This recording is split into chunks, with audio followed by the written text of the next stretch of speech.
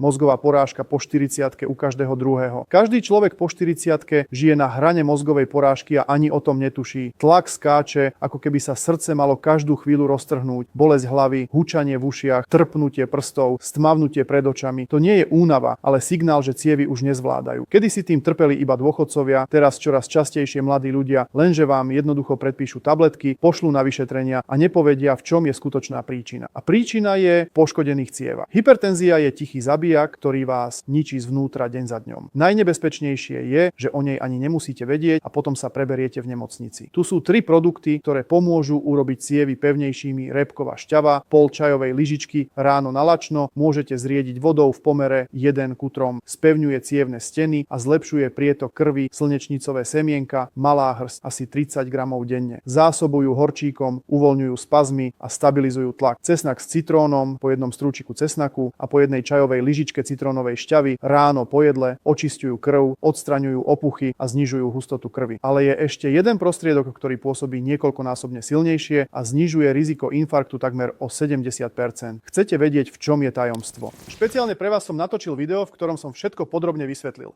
Nájdete ho tu.